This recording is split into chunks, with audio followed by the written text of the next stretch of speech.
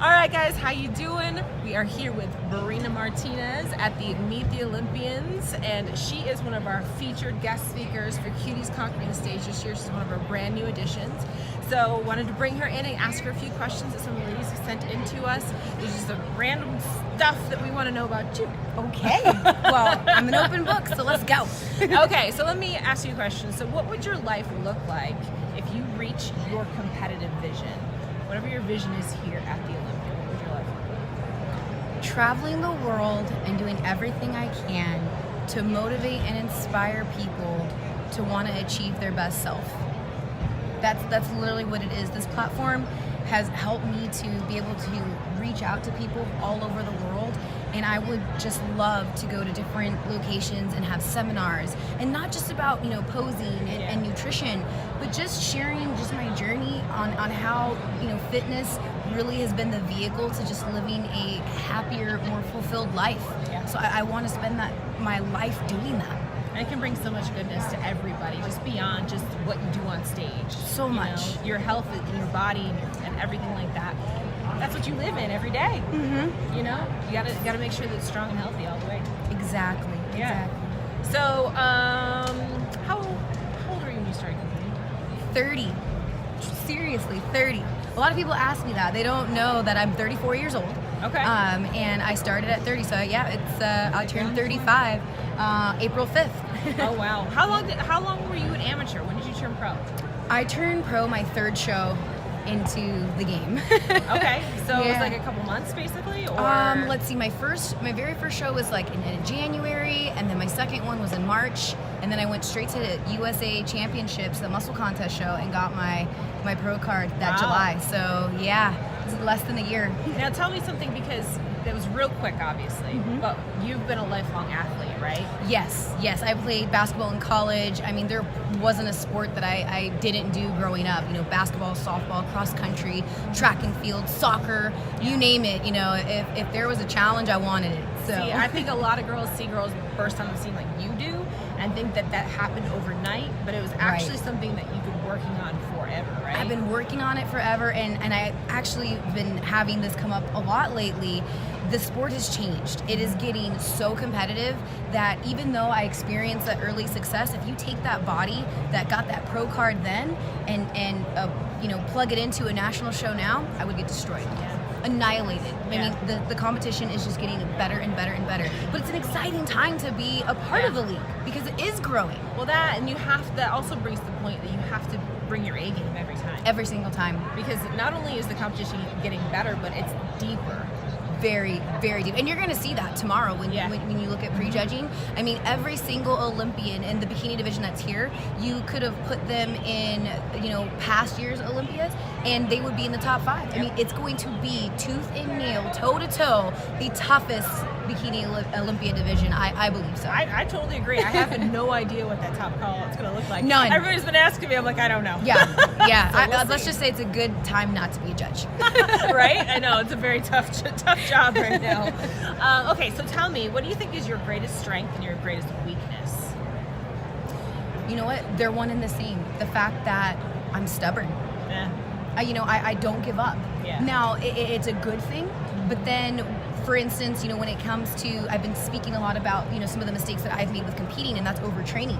And I was told multiple times that I was overtraining, but because I'm stubborn, hence I'm an Aries. That's my husband too. Right? I know all about that. I really thought that I could just muscle my way through and just keep working, but you can't just work hard, you gotta work smart. Yeah, true. Okay, so you've built yourself up to quite a big name in this industry as far as being an Olympian athlete, all that kind of fun stuff. So how do you hold up to the stress and the pressure that your name has been built up to? I don't even think of it that way, honestly.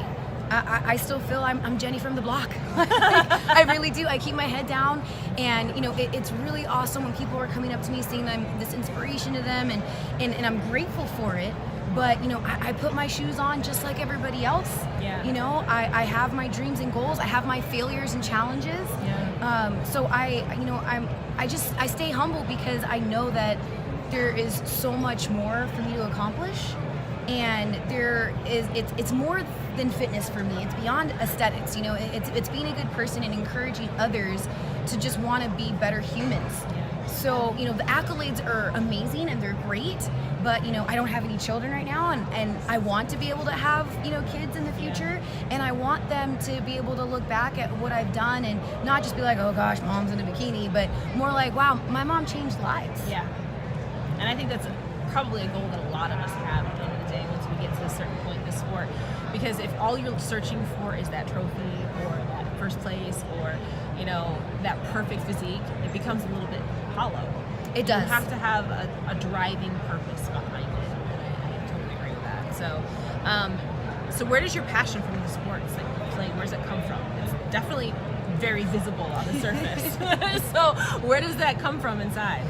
I really think it just comes from my childhood and just my father always telling me that, as a woman, you're going to have to work that much harder in everything that you do. I mean, it's obvious that, in society, we're not always treated fairly. And so, being a tomboy and being a daddy's girl, he always told me that if there was something that I wanted, all I had to do was work hard and never give up on it. And so I've always had this insatiable desire to push myself past my comfort zone, past my limits, and see what happens. It's really the possibilities. It's like, what if? What happens if I am able to do X, Y, and Z? What happens if I'm able to push it a little bit more? It's always been exhilarating to me, especially just because I have that athletic background. So it's just innate. It really is. Well, and I think that that's a very stark difference because the majority of people in this world, I believe, think the opposite what if. They think the what if to the negative. And I think that keeps people back quite a bit, keeps them stopped from doing things that they really want to do. And I try to tell people like that fear-based mentality is what's keeping you stuck. Yeah, you got to let fear fuel you. You can't let it hold you back. Because there really isn't anything to fear if you're doing your absolute best. And people fear failure, but hey, you're gonna learn, you're gonna grow. How can you get better if you're doing everything, You won't. You won't. You'll stay stagnant. Exactly. You have to fail in order to get better. You have to. Constant progression is the way to be. Yes. So you're a coach as well. I am. So how do you set your expectations for a new client coming in?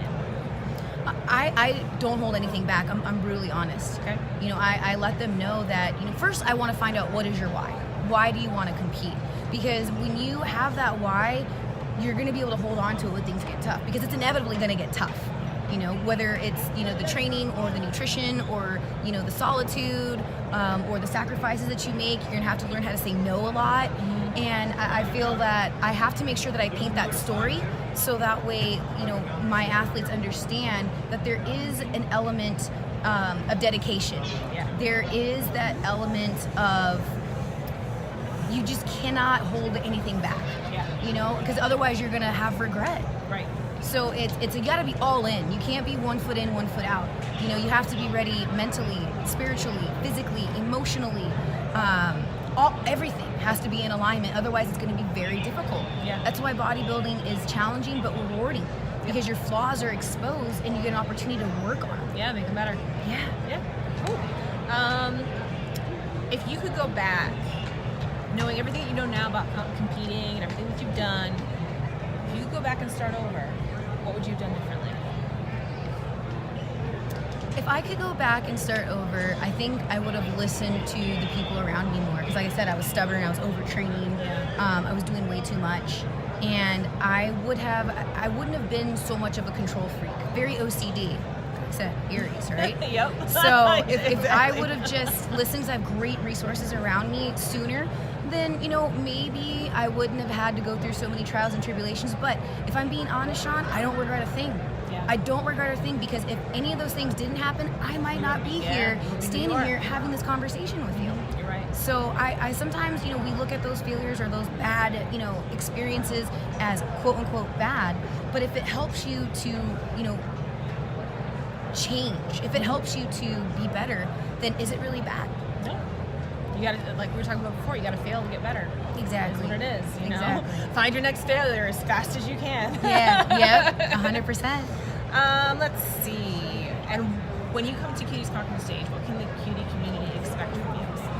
everything that you see on my Instagram. I'm bringing the energy, I'm bringing knowledge, I'm already preparing for speeches, and definitely going to be collaborating with Sean more to see what else. And I encourage all of you guys that are watching this, bring all your questions to her. What do you guys want from me? Whatever you guys want, I want to bring. Yeah. I love that, because that's what this is about. It's about learning what you want to know. Like a lot of times we go into events and it's already planned out and all that kind of stuff, and the people that come are like, this is fine or whatever. But this is a very interactive thing. And we've talked about this before. We have that Facebook group for a reason. Go in there, ask your questions so that we can bring them to Breena's attention before she gets there in January and can bring you the answers. Yeah, because this is not about me. This is about all of you. Absolutely. And if I can use my resources and experience to help you, then I would definitely want to do that. Love that. Love that attitude. And on that note, so tomorrow is a huge day for you. It sure is. Congratulations on getting this far, and then tomorrow just rock it out. This is where the payoff comes in, and just enjoy every moment up on that stage. I sure am. Thank you so much. Absolutely, and we can't wait till January, right? January. Thank you, Breena. Make sure Appreciate you it. guys are in the system, right? Yes. Get on there, make your payments, because I think all the spots are gonna go pretty quick. Yeah, they always do. They always go quick because it's fun. What can I say? Right? All right, awesome. Congratulations again, and we'll see you on stage tomorrow. And we'll See you guys in January.